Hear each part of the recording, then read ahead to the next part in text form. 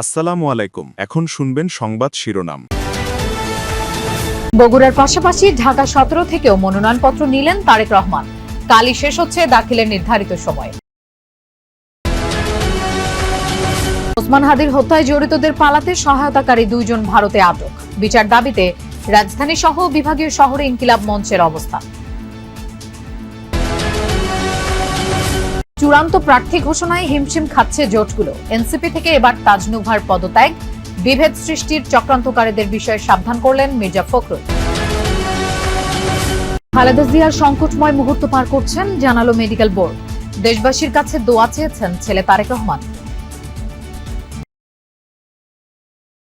আসসালামু আলাইকুম। এতক্ষণ শুনছিলেন সংবাদ শিরোনাম, এখন শুনবেন বিস্তারিত। রাজধানীর গুলশানে বিএনপি চেয়ারপারসনের কার্যালয়ে গেছেন দলের ভারপ্রাপ্ত চেয়ারম্যান তারেক রহমান।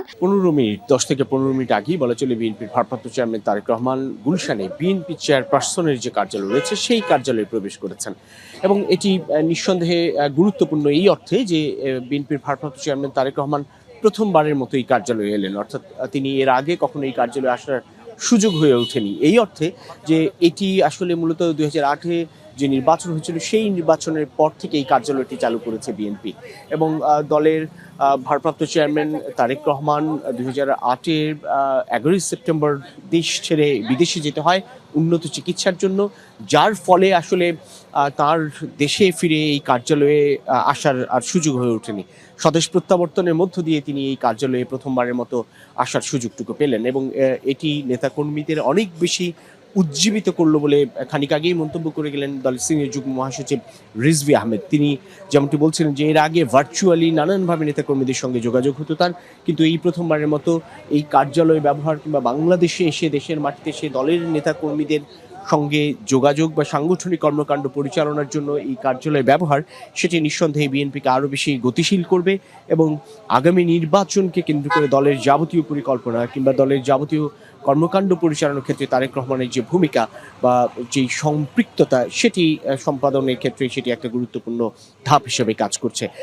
যেটুকু উল্লেখ করতে হয়, যখন বিএনপির ভারপ্রাপ্ত চেয়ারম্যান তারেক রহমান গুলশানে তার বাসা থেকে বেরোলেন, সেই বাসা থেকে বেরিয়ে 2 মিনিটের পথ, মূলত গুলশান অ্যাভিনিউর 196 নম্বর বাসা থেকে বেরিয়ে তিনি এই 86 নং সড়কে আসলেন এবং সেখানে আসার পর দলের স্থায়ী কমিটির সদস্য ডক্টর খন্দকার মোশাররফ হোসেন, মির্জা আব্বাস, ডক্টর মঈন খান, গয়েশ্বরচন্দ্র রায়, আমির খুসরো মাহমুদ চৌধুরী তারা এবং সেলিমা রহমান, দলের সর্বোচ্চ নীতি নির্ধারণী ফোরাম স্থায়ী কমিটির এই সদস্যরা তাকে ওসমান হাদির হত্যাকারী ফয়সাল ও আলমগীরকে পালাতে সহায়তাকারী 2 জনকে ভারতের মেঘালয়ে আটক করা হয়েছে। ডিএমপির মিডিয়া সেন্টারের এক ব্রিফিংয়ে এই তথ্য জানান অতিরিক্ত police commissioner SN Mohammad Nazrul Islam.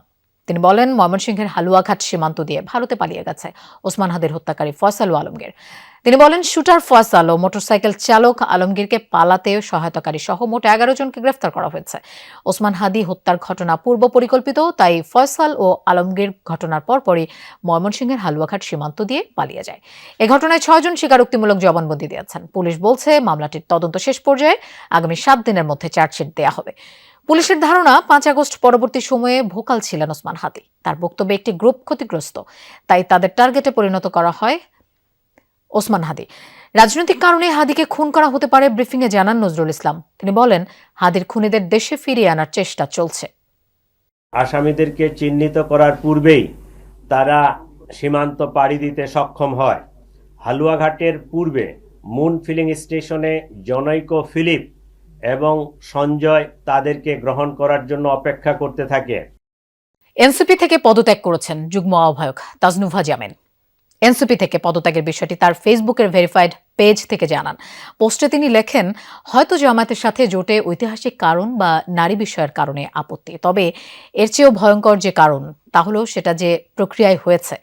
তিনি আরও লেখেন, কয়েকদিন আগে সারা দেশ থেকে মনোনয়ন সংগ্রহের ডাক দিয়ে 125 জনকে মনোনয়ন দিয়ে 30 জনের সিটের সমঝোতা করে বাকিদের নির্বাচন করতে দেয়া হবে না। এই সিদ্ধান্তে সিলমোহর বসানো হয়েছে। বিষয়টি ঠেলতে ঠেলতে একদম শেষ অবধি এনেছে যাতে কেউ স্বতন্ত্র নির্বাচনও করতে না পারে। তিনি জানান, আগামীকাল মনোনয়ন জমা দেওয়ার শেষ তারিখ পুরো অগোছালো করে চোখের পলকে ডিজোন করে দিয়েছে। অনেকে মনে করছে যে জামাতের সাথে জোটটাই একমাত্র কারণ। আসলে জামাতের সাথে জোটটা না, জামাতের সাথে যে প্রক্রিয়ায় জোটটা হয়েছে এটা আমি অনেকটা মনে করি যে এই প্রক্রিয়াটা আগে থেকেই পরিকল্পিত ছিল, এভাবেই প্ল্যান করে এটাকে এতটুকু নিয়ে আসা হয়েছে।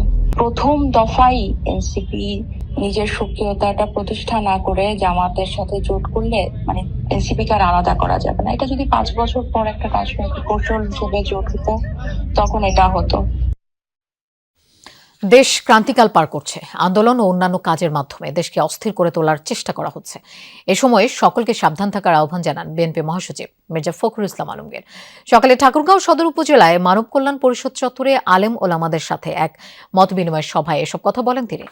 দেশ যেন আবারও কোনো অন্ধকারের দিকে চলে না যায় সেজন্য সবাইকে ঐক্যবদ্ধ হয়ে কাজ করার আহ্বানও জানান মহাসচিব। এছাড়া নিজেদের মধ্যে বিভেদ অনৈক্য তৈরি করলে চক্রান্তকারীরা তাদের উদ্দেশ্য বাস্তবায়ন করতে পারবে। এতে দেশ ও জাতি সকলেই ক্ষতিগ্রস্ত হবে।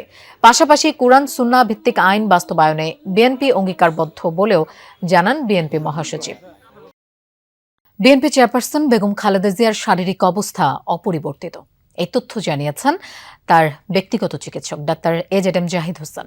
শনিবার রাত 12টা নাগাদ এক সংবাদ সম্মেলনে তিনি এসব কথা বলেন। জানান, রাতে দীর্ঘ সময় মায়ের শয্যা পাশে ছিলেন তারেক রহমান। মেডিকেল বোর্ডের সিদ্ধান্তেই চলছে খালেদা জিয়ার চিকিৎসা। 1 মাসেরও বেশি সময় ধরে রাজধানীর এভারকেয়ার হাসপাতালে ভর্তি বিএনপি চেয়ারপারসন খালেদা জিয়া রয়েছেন দেশি বিদেশি চিকিৎসকদের সমন্বয়ে গঠিত মেডিকেল বোর্ডের নিবিড় পর্যবেক্ষণে। মাঝে উন্নত চিকিৎসার জন্য বিদেশে নেওয়ার উদ্যোগ নেওয়া হলেও পরে বাতিল করা হয় সে সিদ্ধান্ত। শনিবার রাতে ধানমন্ডির শ্বশুরবাড়ি থেকে বেরিয়ে সরাসরি এভারকেয়ার হাসপাতালে যান বিএনপির ভারপ্রাপ্ত চেয়ারম্যান তারেক রহমান। রাত 10টার মিনিট 20 আগে হাসপাতালে পৌঁছান তিনি। 2 ঘন্টার মতো ছিলেন তিনি। এ সময় তিনি কথা বলেছেন মা খালেদা জিয়ার চিকিৎসকদের সাথে।